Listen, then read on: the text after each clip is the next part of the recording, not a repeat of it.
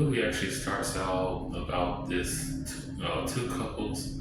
They actually go back to the original Scream house to actually have like a little get together with their friends and everything. And inside of the original Scream house, they actually have like little posters and little cards that actually tell you about like the different areas of the actual house and everything.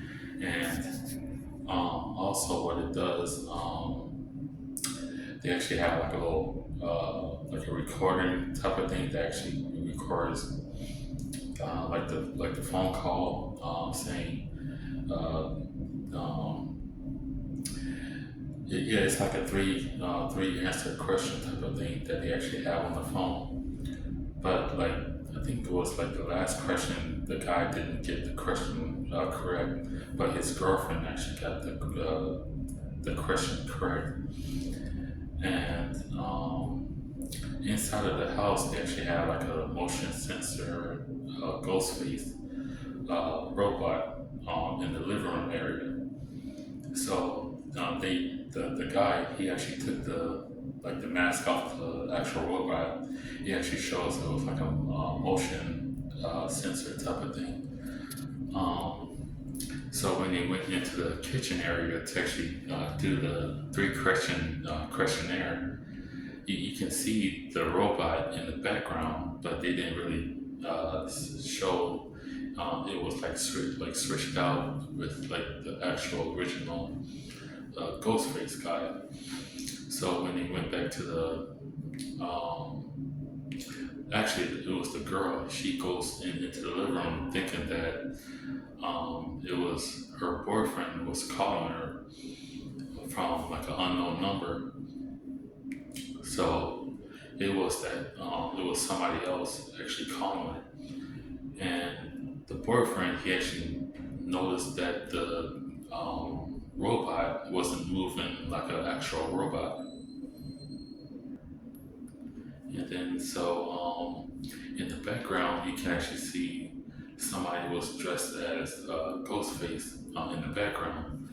So the person actually stepped forward and actually attacked the boyfriend from behind. So so then the girl, she started to actually beat up Ghostface with like chairs and stuff like that around the house. So she runs upstairs, hits him with like a light, and then both of them actually falls over the banister. But she grabbed onto like the chandelier, but she couldn't like hold on to like onto the chandelier. Um, it's like attached to the ceiling. So she falls and she gets hit with the knife. So Ghostface actually took some gasoline, burned down the house and everything, and then it shows like the actual intro of the actual movies is Scream Seven. So they show I believe it was Sidney Prescott's daughter. So I guess she was like on the phone or whatever. So her boyfriend actually comes to the window and they start making out. Then her mom actually comes in and said, "Hey, he can't. Your boyfriend can't be in here."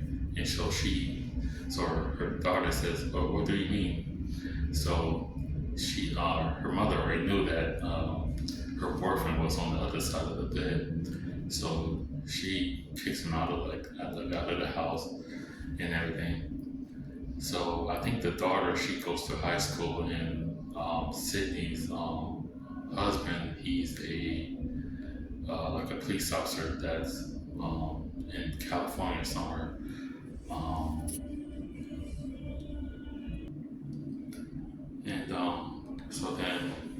so she goes to school and everything. So they had some kind of high school show, whatever. I guess she would have like a part that's playing like a dog or whatever, and her best friend plays like a leading role as like a flying princess or something like that. I'm not really sure. Then the other friend actually controls like the little flying gizmo type of thing that actually lifts her up in like in the air and stuff like that. So the teacher was over the actual show told the Sidney Prescott's daughter that she wasn't really uh, what's it called? She wasn't really doing the actual acting as good as her mother would actually uh, would do it because she's like kind of like timid or whatever. So, anyways, going forth like a couple of scenes, they start to actually detect that Stu from the first movie was created by like an AI computer like animation. So they tried to figure out who was the original or the fake Ghostface guy. So like they was running around trying to find who was the actual Ghostface. But so one of the Ghostface guys, he was in the attic. So he comes out, starts stabbing like the walls and stuff like that because they had like a hidden compartment like in the like one of the rooms. So he started to actually slide like behind like the fake wall. So he started to actually stab the walls and stuff like that. And then they ran outside, and then the husband gets attacked by Ghostface, and then some kind of way he falls like down the hill. Some kind of way he falls. Ghostface falls down like the hill, or whatever, and then he gets hit by a SUV that Gail was driving. Yeah, Gail. I think she's like a news reporter, and it was her and the two twins from I think it was the Scream 5 or Scream 6. So now they actually are like interns in this movie. So throughout the movie, they try to figure out who was Ghostface and stuff like that. So the guy that they actually ran over by with that SUV was like a mental person from the mental institution. So Gail and I forgot the other girl's name, like the main actress. So they go to the institution and try to see what Stu was actually really there. So the guy said, "Oh yeah, he was there and all this other stuff," but the mental guy, yeah, he was actually physically there. So that's like one Ghostface guy, and then throughout the movie, he starts to actually attack people like he always does. But in this one, he only goes attacking like the younger generation of it's like attached to Cindy Prescott. Yeah, that was her name. So excuse me. So Sydney Prescott, she actually she works at like a coffee shop or whatever. Yeah, she has her own coffee shop, and so some kind of way she records like the conversation like on iPhone, so you can actually record like the conversation with that other person.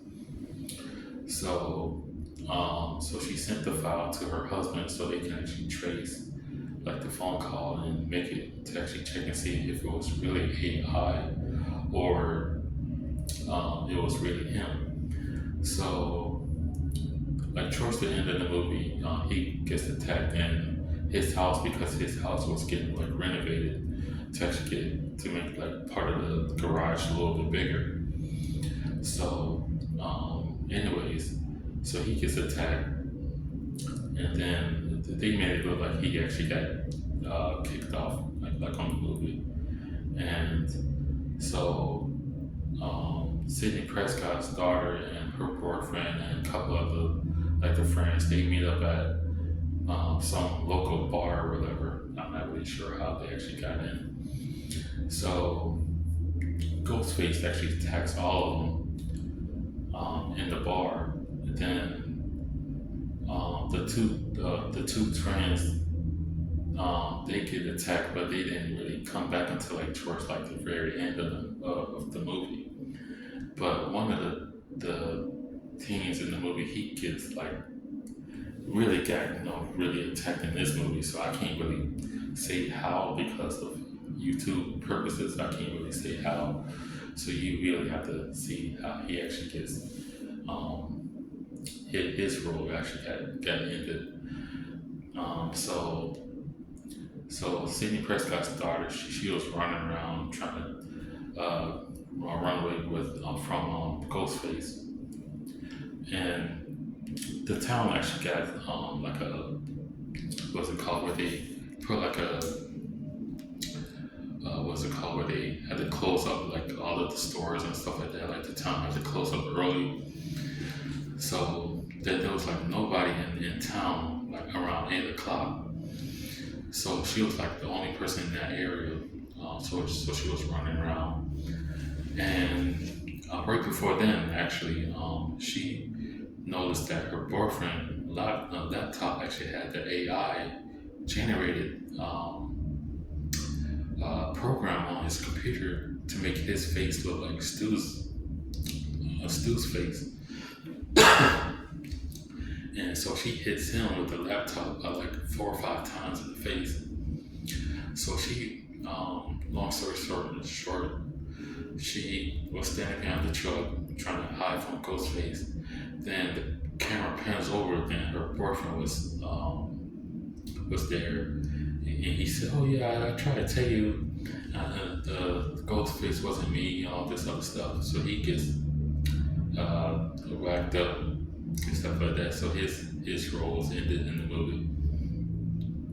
So Sidney Prescott's daughter, she goes back to the the coffee store, and because she put the key log thing in the door, it transferred to her mother's phone to let her know that she went back to the store, and so she locked the door, and then so she laid on the floor.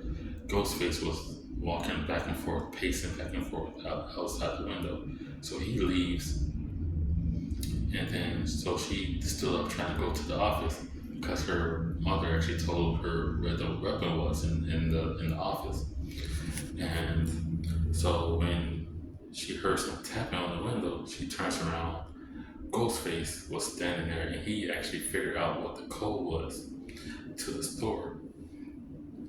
So they was going at it, going back and forth. She knocks him out. She barricaded herself in the office. Then Sidney Prescott told her, my weapon is in the drawer. So she gets that, and she opens it because the safe was her birthday. And so she shoots through the door. Yeah, I mean not through the door, but the wall. So she said you had to attack him through the head, but she didn't. So she gets knocked out, and then they show where it was two Ghostface. It was like two of them. So the total amount was actually three in the whole entire movie. It was the guy from the mental institution and then the other two. So so then finally, Ghostface called Cindy to tell her to meet them at her house. So she goes back to her house. Then all of the computer stuff that she had around the house, like the laptop, the iPad, and the smart TV, it's all connected to each other. So they was talking to her through like the TVs and the laptop and the iPads and all that other stuff. So she goes outside, see her daughter tied up. So the second Ghostface was really the guy from the mental institution, the worker that they was talking to. Then the last ghost face was one of the teens' mother, um, that was in the movie, the blonde lady. I forgot her name, but yeah, it's the blonde one who that's I think was her son, I think. And so yeah, she was acting kind of funny. So and then the second crazy guy that worked at the mental institution, he drags the father out, but he was still alive. So the father was cutting the duct tape off his daughter's feet. So then all of a sudden the daughter knocks the guy out. Then the crazy lady, she runs off. And then Sidney Prescott knocked out the other guy with her weapon. So yeah, so he was out. Um, so then Sydney was wrestling with the other girl in the little area where they was like renovating the house. So they was fighting, and Sydney got the screwdriver, started stabbing her with it and everything. So then finally, Sydney and her daughter actually finally ended the other blonde haired lady in the garage. So they totally messed her up really bad. So typically, yeah, the movie was really good, but most of the parts of the movie was good towards like the beginning. Then when it got to like towards like the after the where they was at the bar and stuff like that, it was starting to actually go downhill a little bit. So typically with this movie, from a scale to 1 to 5, I give it a 3 because after that one part, it was starting to actually go downhill. It would start to lose like interest a little bit. But pretty much, yeah, the movie actually was really good. I give it like a 3 to a 4, but like the last half should have been better. So thank you for tuning in to Spice Productions on YouTube. Give this video a like and subscribe if you haven't subscribed, and hit the notification bell also. Thanks for tuning in.